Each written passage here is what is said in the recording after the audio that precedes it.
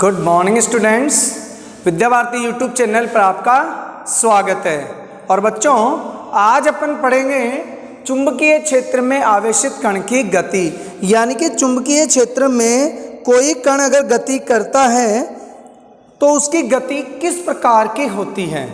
और बच्चों, अपन जानते हैं कि जब कोई आवेशित कण केवल और केवल चुंबकीय क्षेत्र में गति करता है तो उस पर केवल चुंबकीय बल कार्य करता है, और विद्युत क्षेत्र में अगर कोई कण उपस्थित होता है तो उस पर विद्युत बल कार्य करता है। अपन ने पिछले वीडियो में अपन लोगों ने पढ़ा हुआ है कि जब कोई कण चुंबकीय क्षेत्र में गति करता है तो चुंबकीय बल उस पर जो लगता है वो होता है V क्रॉस B। इसको बोलते हैं बेटा चुंबकीय बल। और ये चुंबकीय बल जो होता है वो किसके कारण से लग रहा है? चुंबकीय क्षेत्र के कारण से लग रहा है। और इस चुंबकीय बल की जो डायरेक्शन होती है वह किधर होती है? V और B के तल के लंबवत। अगर मान लीजिए किसी स्थान पर चुंबकीय क्षेत्र भी उपस्थित है और विद्युत क्षेत्र भी उपस्थित है तो उसमें अगर कोई कण गति करता है तो उस पर विद्युत बल तो लगता ही लगता है, साथ में एक और बल लगता है, वो होता है कौन सा? विद्युत बल, जिसको अपन क्या कहते हैं बच्चा? विद्युत बल कहते हैं। यह भी उसी आवेश पर लग रहा है जो आवेश चुंबकीय क्षेत्र में गति करता है। मान लीजिए Q आवेश, तो उस पर लग गया चुंबकीय बल। अगर मान लीजिए चुंबकीय क्षेत्र विद्युत क्षेत्र में अगर मान लीजिए कोई कण उपस्थित होता है तो उस पर लगता है जो विद्युत बल।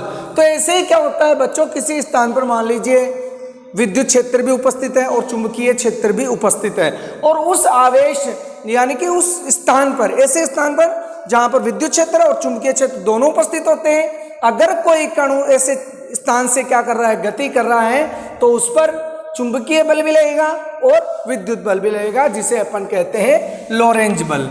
यानी कि लोरेंज बल कितना होगा? Fe प्लस Fm, ये होता है बच्चों लोरेंज बल। ओके स्टूडेंट, तो देखिए समीकरण 1, 2 और 3 से क्या हो जाएगा? F इक्वल्स टू QE की वैल्यू पुट कर दीजिए प्लस QV क्रॉस B, ये भी क्या कर दीजिए यहाँ पे पुट कर दीजिए, और इसको बोलते हैं बच्चों लोरेंज बल।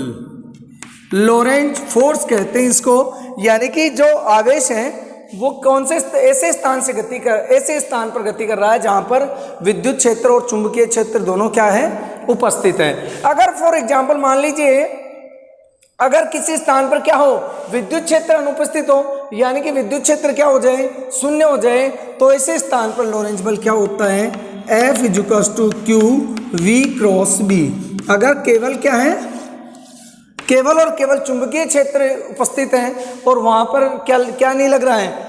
वहां पर विद्युत क्षेत्र उपस्थित नहीं है, तो जो लोरेंज बल होगा वह विद्युत बल के इक्वल ही होगा, अर्थात विद्युत बल लोरेंज बल के समान हो जाए।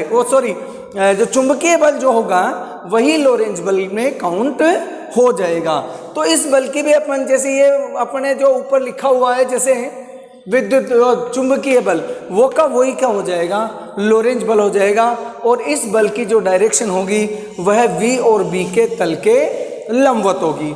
एक यहाँ पर क्वेश्चन ले लेते हैं बच्चों, क्वेश्चन नंबर फर्स्ट। देखिए, मैं क्वेश्चन बताने से पहले एक बात और बताना चाहता हूँ यहाँ पर कि इसको मान लीजिए मैं स्केलर फॉर्म में लिखना चाहूँ तो इसको मैं लिखूंगा F equals to QVB sine theta N cap. और एन कैप जो होगा वह एफ की दिशा में, यानी कि चुंबकीय बल की दिशा में क्या है? एकांक सदिश है जो इसकी डायरेक्शन को रिप्रेजेंट करता है। तो यहाँ पे अपन एन लगाए भी और नहीं भी लगाए तो कोई फर्क नहीं पड़ता है। यहाँ पे जो थीटा है बच्चों वो V और B के तल के, यानी कि चुंबकीय जो आवेश गति कर रहा है उसका वेग और चुंबकीय क्षेत्र के मध्य बने हुए कोण होता है। अब देखिए बच्चों, स्पेशल कंडीशंस क्या होती है? पहले नंबर की special condition number first, special condition है नंबर पहली, यदि थीटा इक्वल्स टू 90 डिग्री हो तो साइन थीटा कितना हो जाएगा? तो साइन थीटा यहाँ पे हो जाएगा 1, और यहाँ पर लगेगा F, यानी कि जो चुंबकीय बल होगा वो हो जाएगा अधिकतम। अर्थात ऐसे अगर गति करें, ये हो गया अपना एक्स एक्स, ये हो गया वाई एक्स और ये हो गया अपना जेड एक्स। इसी डायरेक्शन में अगर मान लीजिए कोई कण जो है वो क्या कर रहा है, गति कर रहा है, और यहाँ पर क्या है, इधर चुंबकीय क्षेत्र बी है, तो उस पर लगने वाला जो बल होगा उसकी डायरेक्शन एफ इधर होगी और वो अधिकतम होगा। ओके स्टूडेंट्स, मैंने आपको पहले ही बताया था कि जो एफ की जो डायरेक्शन होती है, इस बल एफ यानी कि चुंबकीय बल की जो डायरेक्शन होती है वह कण के वेग और चुंबकीय क्षेत्र की दिशा के लंबवत होती है, जिसे दाएं हाथ के नियम से अपन फाइंड भी कर सकते हैं। मान लीजिए ये कोण है V है और ये कोण है B है, तो देखिए दाएं हाथ के नियम से क्या करेंगे, ये अब हमारी मुड़ी हुई अंगुलियां क्या कर रही है, चुंबकीय क्षेत्र की दिशा को प्रदर्शित कर रही है, तो अंगूठा क्या करेगा, चुंबकीय बल की डायरेक्शन को प्रदर्शित करेगा। तो यहाँ पे देखिए जब अगर थीटा इक्वल टू 90 डिग्री हो रहा है तो वहाँ पर क्या करेगा, अधिकतम बल लगेगा। ओके, अगर मान लीजिए कंडीशन नंबर 2, दूसरी कंडीशन क्या आती है बच्चों, अगर थीटा बराबर कितना हो 0। दूसरा देखिए, यदि थीटा इक्वल टू 0 या 180 डिग्री हो तो साइन थीटा की वैल्यू कितनी हो जाएगी, साइन थीटा इक्वल टू 0 हो जाएगा और जो लगने वाला बल होगा वह भी 0 होगा। अर्थात यदि कोई कण क्या कर रहा है, विद्युत क्षेत्र यानी कि चुंबकीय क्षेत्र की दिशा में गति कर रहा है। फॉर एग्जाम्पल यहाँ पे मैं एक छोटा सा डायग्राम बना देता हूँ। यहाँ पे अपन ने डायग्राम बना दिया। अब देखिए इधर कौन है, बी, चुंबकीय क्षेत्र की डायरेक्शन है और वी भी इधर है, तो इस पर लगने वाला बल कितना हो जाएगा, 0 हो जाएगा। और जो कण है वह चुंबकीय क्षेत्र के अंदर सीधा ही बिना पथ से विचलित हुए क्या करेगा, गति करेगा। ओके स्टूडेंट, तो इस प्रकार से अपन क्या कर लेते हैं, विद्युत बल की डायरेक्शन अपन ज्ञात कर सकते हैं।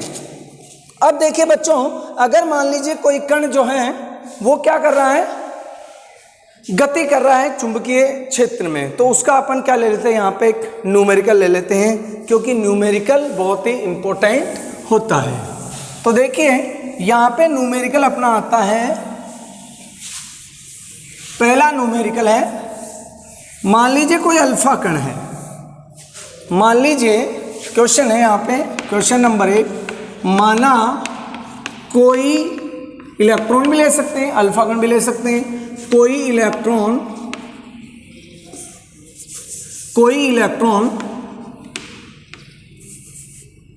एक्स एक्स की धनात्मक दिशा में v वेग से गति कर रहा है।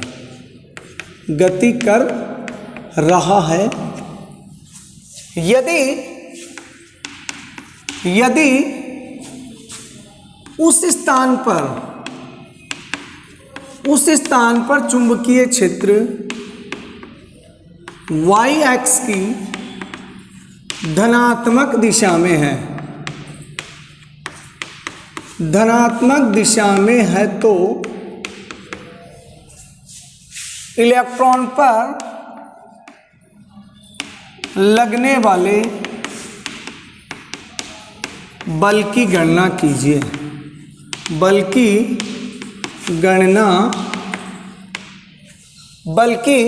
दिशा ज्ञात कीजिए, गणना थोड़ी ज्ञात करना है, बल की दिशा ज्ञात कीजिए। देखिए बच्चों, F बराबर क्या होता है इसका, F बराबर होता है Q V cross B। Okay, तो देखिए कैसे इसकी डायरेक्शन अपन फाइंड कर देते हैं। F देखिए यहाँ पे V इक्वल टू दे रखा है V I cap, X X की धनात्मक दिशा में जा रहा है। ओके, और दूसरा दे रखा है B equal to B J cap, यानी कि वो किधर जा रहा है, वाई एक्स की धनात्मक दिशा में लग रहा है। तो देखिए यहाँ पे अपन निकालना चाहते हैं, तो F इक्वल टू क्या हो जाएगा, Q V I cross B J. मैं इसको ऐसे भी लिख सकता हूँ बच्चों, Q V और B को बाहर निकाल लीजिए, अंदर बच गया I क्रॉस J। और I क्रॉस J क्या होता है, क्यू वी बी, यहाँ पे आई क्रॉस जे हो जाएगा के कैप। तो किधर लगेगा बच्चों? बल जो लग रहा है वो जेड एक्स की धनात्मक दिशा में लग रहा है। अगर मान लीजिए इसी स्थान पे अपन क्या कर दें कि कोई अल्फा कण क्या कर रहा है, कोई अल्फा कण जो है वो क्या कर रहा है, एक्स एक्स की ऋणात्मक दिशा में गति कर रहा है, और उस पर वहाँ पर जो चुंबकीय क्षेत्र है वह क्या है, वाई एक्स की ऋणात्मक दिशा में है। सॉरी, वाई एक्स नहीं लेते हैं, चलो वाई एक्स की ऋणात्मक दिशा में ले लेते हैं। ये हो गया v और ये हो गया वाई एक्स की धनात्मक दिशा। जो अल्फा कण है वह क्या कर रहा है, एक्स एक्स की ऋणात्मक दिशा में गति कर रहा है, और जो चुंबकीय क्षेत्र है वह वाई एक्स की धनात्मक दिशा में है। तो इस पर लगने वाला बल हो जाएगा F equals to Q V cross B. अब यहाँ पे b की वैल्यू पुट कर दीजिए आप, तो क्या आ जाएगा बच्चों, minus V I cap cross B J cap. तो क्या आ जाएगा, यहाँ पे v और b को बाहर निकाल लीजिए और माइनस को भी बाहर निकाल लीजिए, और यहाँ पे बच गया i क्रॉस j। ओके, और F बराबर अपने पास में आ जाएगा minus Q V B, I cross j का बन जाएगा k, और मैं इसको बच्चों लिख सकता हूँ क्यू वी बी माइनस के। तो बल किधर लगेगा, जेड एक्स की ऋणात्मक दिशा में। तो इस प्रकार के क्वेश्चंस आपको पूछे जाते हैं, अपने बोर्ड के अंदर भी इस प्रकार का कोई भी क्वेश्चन आ सकता है। ओके, यहाँ पे देखिए बच्चों, अगर आप राइट हैंड रूल से भी अगर निकालना चाहें तो देखिए किधर कैसे निकालेंगे। ये एक्स एक्स और ये एक्स डैश एक्स, और ये वाई और ये जेड, और उस साइड में हो जाएगा जेड डैश। अब देखिए, और ये हो गया वाई डैश। तो देखिए बच्चों, यहाँ पे दिया गया है राइट हैंड रूल से निकालने के लिए कि ये एक्स एक्स की ऋणात्मक दिशा में लग रहा है, कौन, v, और ये कौन है, b, और अपने को निकालना क्या है, v क्रॉस b। तो देखो बच्चों, ऐसे निकालेंगे इसको उल्टे हाथ से, राइट हैंड साइड से ऐसे निकालेंगे। ऐसे देखिए, ऐसे आपको मेरा हाथ दिख रहा है कि अंगूठा उस डायरेक्शन में है, अंगूठा उस डायरेक्शन में है इधर, और मैं यहाँ से लूँगा अपने हाथ को, यहाँ से लूँगा v से b की ओर अंगुलियाँ मुड़ रही है। तो ये अंगूठा जो है बच्चों, ये अंगूठा किधर होगा, इस बोर्ड के उस साइड में होगा। तो उधर क्या होगी, बल की डायरेक्शन होगी, क्योंकि मैंने बताया था कि जो F जो होता है वो v और b के तल के लंबवत होता है, जिसको दाएं हाथ के नियम से ज्ञात किया जा सकता है। तो इस प्रकार से अपन क्या कर सकते हैं, किसी भी कोई भी आवेशित कण अगर किसी चुंबकीय क्षेत्र में गति कर रहा है तो उस पर लगने वाले बल की डायरेक्शन ज्ञात कर सकते हैं। और बोर्ड लेवल में और नीट लेवल में इसी टाइप का क्वेश्चन आपको पूछा जा सकता है। आप इसका स्क्रीनशॉट ले लीजिए, फिर हम आगे चलते हैं। आगे देखिए क्या है, आगे है बच्चों, ये तो हो गया विद्युत, यानी कि चुंबकीय क्षेत्र में मेरे बार बार मुंह से क्या निकल जाता है बेटा, विद्युत निकल जाता है। तो कोई बात नहीं, आप थोड़ा सा उसको कंफ्यूज ना हो। यहाँ पर मैं चुंबकीय क्षेत्र की बात कर रहा हूँ, क्योंकि विद्युत अपन पढ़ चुके हैं, तो बार बार क्या होगा, आपने विद्युत विद्युत विद्युत आ जाता है चुंबक की जगह पर। अब देखिए बच्चों कि माना अपन एक स्पेशल कंडीशन करते हैं यहाँ पे कि कोई आवेशित कण Q किसी चुंबकीय क्षेत्र B में अगर लंबवत प्रवेश कर रहा है, कैसे प्रवेश कर रहा है, लंबवत प्रवेश कर रहा है। आवेशित कण किसी चुंबकीय क्षेत्र में लंबवत गति करता है। मान लीजिए कोई आवेशित कण है जो किसी चुंबकीय क्षेत्र में क्या करता है, लंबवत गति करता है। अगर बच्चों लंबवत प्रवेश करता है, फॉर एग्जांपल यहाँ पे मैंने क्या मान लिया, एक चुंबकीय क्षेत्र मान लिया, और चुंबकीय क्षेत्र किधर है, आपकी तरफ है इधर, यानी कि इस बोर्ड के तल के लंबवत बाहर की ओर है या बोर्ड के लंबवत अंदर की ओर है, इस बोर्ड के लंबवत अंदर की ओर है या बाहर की ओर है। मैंने मान लिया अंदर की ओर क्या है, चुंबकीय क्षेत्र है, यानी कि चुंबकीय बल रेखाएं इस टाइप से हैं। और कोई आवेशित कण इस चुंबकीय क्षेत्र में, देखिए चुंबकीय क्षेत्र की डायरेक्शन ये इधर है और ऐसे प्रवेश कर रहा है, यानी कि यहाँ पर कितने डिग्री का कोण बन रहा है, 90 डिग्री का कोण बन रहा है, तो उस पर विद्युत बल क्या करेगा, अधिकतम लगेगा। और जब विद्युत बल अगर अधिकतम लग रहा है, अगर विद्युत बल क्या कर रहा है, अधिकतम लग रहा है, तो क्या करेगा, उसको वर्ताकार पथ में घूमने के लिए क्या करेगा, अभिकेंद्रीय बल प्रदान करेगा, जिससे वो क्या करेगा बेटा, वर्तीय गति करने लग जाएगा। अर्थात इस टाइप का क्वेश्चन बोर्ड में भी पूछा गया है, कई बार कंपटीशन लेवल में पूछा गया है कि यदि कोई आवेशित कण Q किसी चुंबकीय क्षेत्र B में लंबवत प्रवेश करता है या लंबवत गति करता है, तो उसकी गति कैसे होगी, वर्ताकार गति होगी। ओके, तो देखिए बच्चों, मान लीजिए ये अपने यहाँ पर कोई चुंबकीय क्षेत्र है जिसको मैंने क्रॉस से रिप्रेजेंट किया है। क्रॉस से रिप्रेजेंट करने का मतलब होता है कि तल के लंबवत अंदर की ओर, और डॉट से प्रदर्शित करने का मतलब बाहर की ओर है चुंबकीय क्षेत्र। अब कोई आवेशित कण क्या कर रहा है बच्चों, इसके अंदर प्रवेश कर रहा है v वेग से, और जस्ट प्रवेश करते ही वो क्या करने लग जाएगा, इसमें वर्ताकार गति करने लग जाएगा, यानी कि वेग इधर हो जाएगा, इधर बल कार्य करेगा, यहाँ आएगा तो इधर हो जाएगा और बल इस साइड में कार्य करेगा, यहाँ पे आएगा तो बल इधर कार्य करेगा, यहाँ पे आएगा तो बल इधर कार्य करेगा। ये क्या कर रहा है बेटा, बल कार्य कर रहा है इसके ऊपर। इस प्रकार से ये क्या करेगा बच्चों, वर्ताकार गति करेगा। अब जब वर्ताकार गति करेगा तो इस वर्ताकार पथ में घूमने के लिए उसको आवर्तकाल भी होगा, इसकी आवर्ती भी होगी आदि, और इसकी वर्ताकार पथ की त्रिज्या भी अपन क्या कर सकते हैं, फाइंड कर सकते हैं। तो देखिए बच्चों, वर्ताकार पथ में घूमने के लिए, वर्ताकार पथ में घूमने के लिए इसे अभिकेंद्रीय बल कौन प्रदान करेगा, विद्युत बल प्रदान करेगा। अर्थात अभिकेंद्रीय बल बराबर, अभिकेंद्रीय बल बराबर अभिकेंद्रीय बल बराबर चुंबकीय बल। अब यहाँ पे कितना चुंबकीय बल कितना लग रहा है, यहाँ पर चुंबकीय बल लग रहा है QVB साइन थीटा, और थीटा बराबर कितना है बच्चों, 90 डिग्री, तो साइन थीटा की वैल्यू हो जाएगी 1, तो अपने पास में F बच जाएगा मैक्सिमम QVB।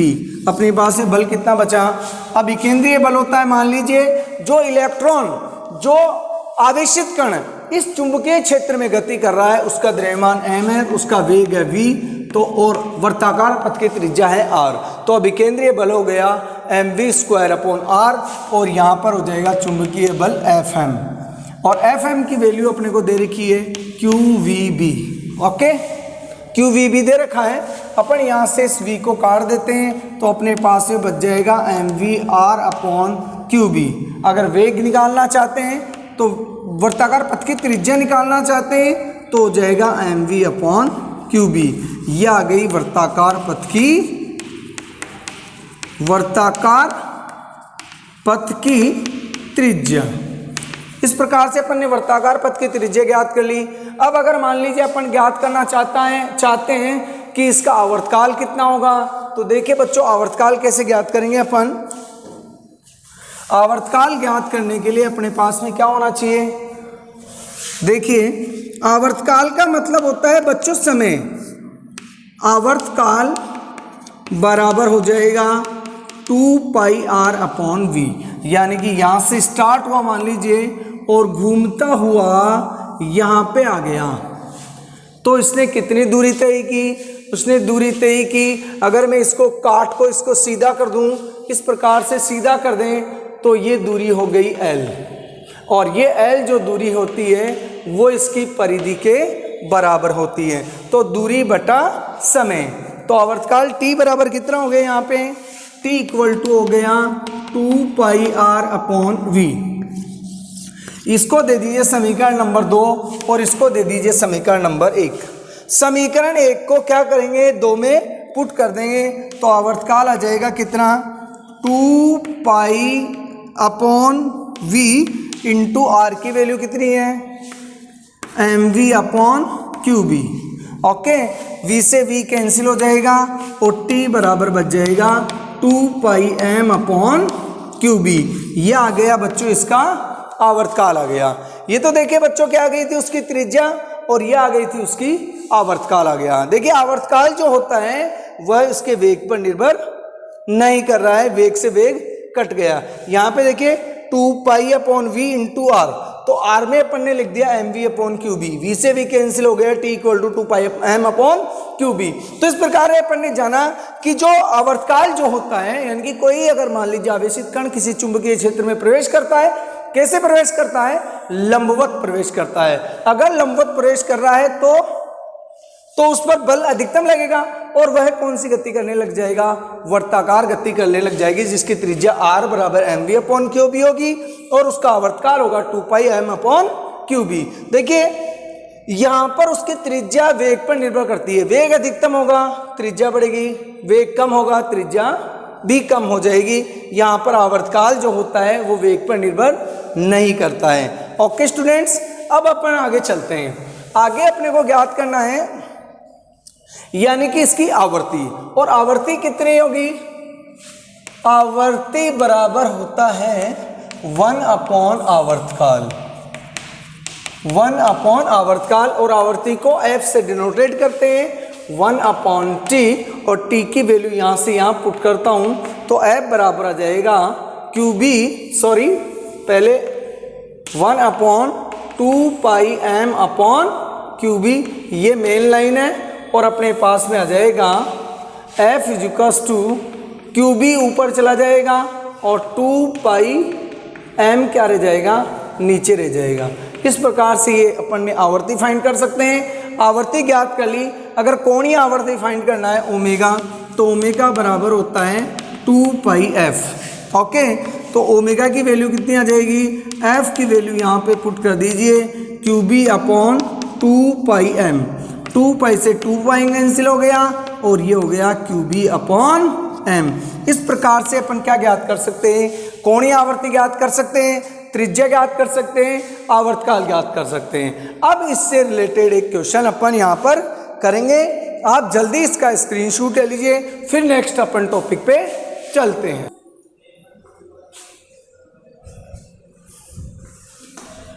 हाँ तो बच्चों ये आपको क्या है, इधर क्वेश्चन दिया हुआ है, आपको क्या दिया हुआ है? क्वेश्चन दिया हुआ है, और इसमें ज्ञात क्या करना है? देखिए 6 गुणा 10 की पावर 4 टेस्ला के चुंबकीय क्षेत्र के लंबवत 3 गुणा 10 की पावर 7 मीटर प्रति सेकंड की चाल से गतिमान किसी इलेक्ट्रॉन है जिसका आवेश दे रखा है, द्रव्यमान भी दे रखा है, के पथ की त्रिज्या क्या है तथा इसकी ऊर्जा इलेक्ट्रोवोल्ट में ज्ञात कीजिए। और यहाँ पे मैं लिख देता हूँ तथा इसकी आवर्ती भी ज्ञात कीजिए, आवर्ती भी ज्ञात कीजिए। ओके, अपने को 2 चीजें ज्ञात करना है, एक तो त्रिज्या होती है r बराबर M V upon Q B. अगर आपको नहीं पता है तो त्रिज्या अपन यहाँ से ज्ञात भी कर सकते हैं। कैसे ज्ञात कर सकते हैं? M V square F equals to Q V B. Okay, इस v से v कट जाएगा, r बराबर आ जाएगा M V upon Q B. तो देखिए बच्चों, अपने को देख क्या रखा है, सबसे पहले अपन देखेंगे यहाँ पे, सबसे पहले क्या देखेंगे? सबसे पहले देखेंगे अपने पास में है चुंबकीय क्षेत्र। चुंबकीय क्षेत्र का मान दे रखा है 10 की पावर -4 टेस्ला, और कण का वेग कितना है? 3 गुणा 10 की पावर 7 मीटर प्रति सेकेंड। ओके, और कण पर आवेश कितना है? E, यानी कि 1.6 इंटू 10⁻19 कूलम।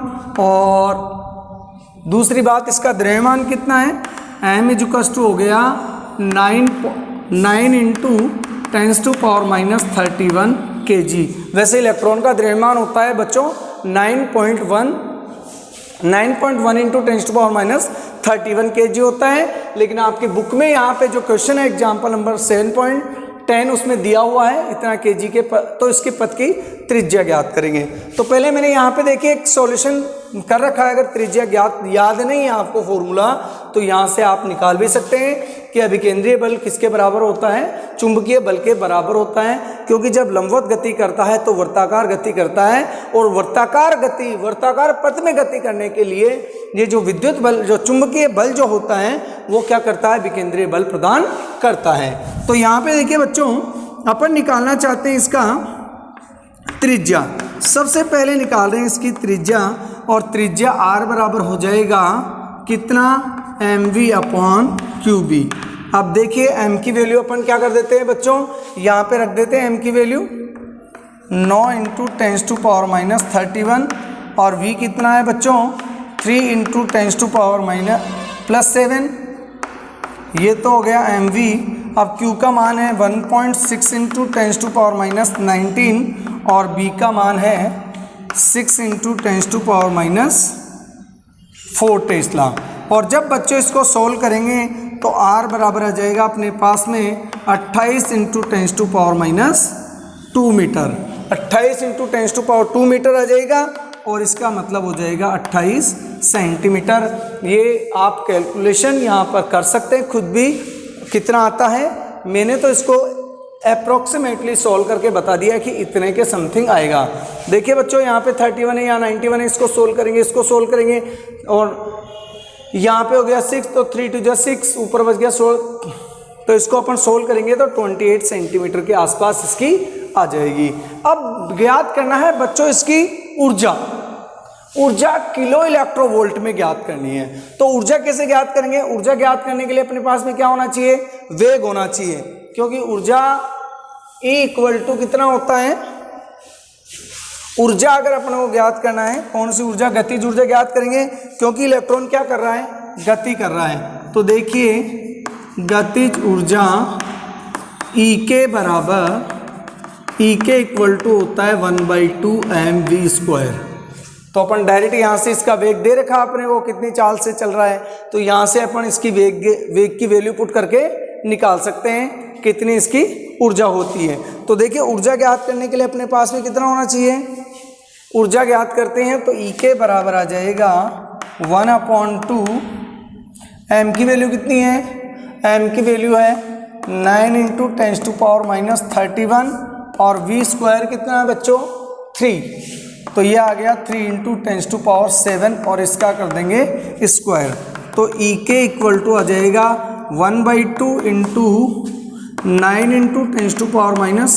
10⁻31, या इसको 45 भी लिख सकते हैं अपन, इसको काटेंगे 4.5 हो जाएगा, 4.5 × 10⁻31, 3 3 जा 9 × 10⁻+14। देखिए इसको मल्टीप्लाई करते हैं तो आ जाएगा 9 5 जा 9 पंजे 45 की 5 हासिल की 4, और 9 चौक 36 और 4 हो गया 40, तो 40.5 इंटू यहाँ पे अपने पास में आ गया, देखिए बेटा 31 है, यहाँ 14 है, इसको देंगे 11 में से 7 गया, 7 और 4 11 हो जाते हैं, यहाँ बच गए 2, 1 बच गया 17, तो यहाँ पे आ गई 10 की पावर -17। अगर आप इसको नहीं भी करना चाहते हैं तो कोई बात नहीं, ये जूल में अपने पास में आ जाता है, 40.5 × 10 की पावर -17 जूल आ जाती है।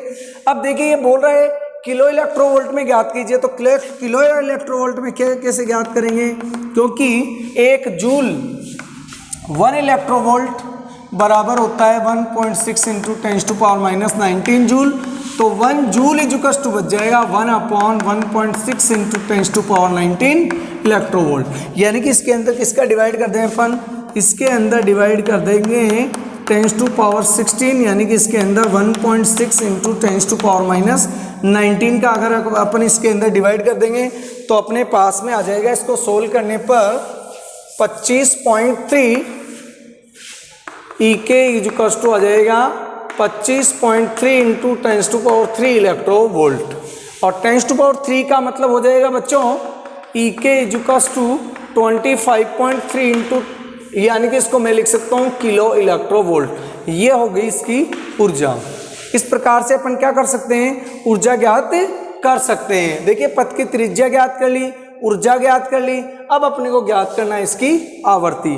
तो देखिए बच्चों आवर्ती किस प्रकार से अपन ज्ञात करते हैं, आप जल्दी से इसका स्क्रीनशॉट ले लीजिए ताकि मैं इसको नेक्स्ट पढ़ाना स्टार्ट कर दूं। नेक्स्ट इसकी जो आवर्ती है वो अपन ज्ञात कर लेते हैं। आपको आवर्ती का अगर फॉर्मूला आता है तो सही है, अन्यथा आप निकाल भी सकते हैं। इसको यहाँ से मिटा देते हैं, ऊर्जा की कोई ज़रूरत नहीं है। अब निकालेंगे इसकी आवर्ती। तो पहले अपन ज्ञात कर लेते हैं बेटा इसका आवर्तकाल। आवर्तकाल कितना होता है, मैंने बताया था आवर्तकाल होता है 2πr/v और r की वैल्यू यहाँ पे पुट कर दीजिए 2π/v और r की वैल्यू है बच्चों अपने पास है mv/qb। mv/qb, v से v कट जाएगा, t बराबर आ गया 2πm/qb और आवर्ती कितनी हो जाएगी, आवर्ती बराबर हो जाएगा, आवर्ती यानी कि f 1/t यानी कि 2, ये qb ऊपर चल जाएगा और 2πm इधर आ जाएगा। अब इसकी वैल्यू इसके अंदर क्या कर देते हैं, पुट कर देते हैं और निकाल लेते हैं। तो कितनी आएगी, अपने पास में आ जाएगा F = Q। Q का मान कितना है 1.6 × 10⁻⁻19, ये इसका आवेश।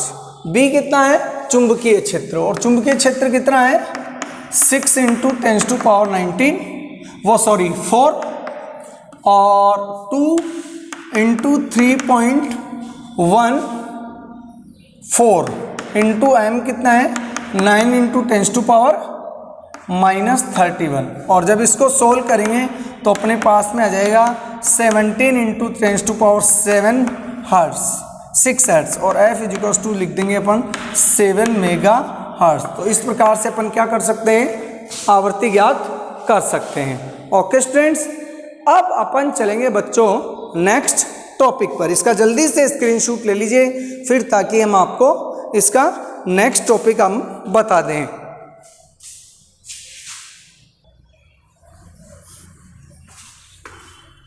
हाँ तो बच्चों अपना नेक्स्ट टॉपिक है आवेशित कण की गति।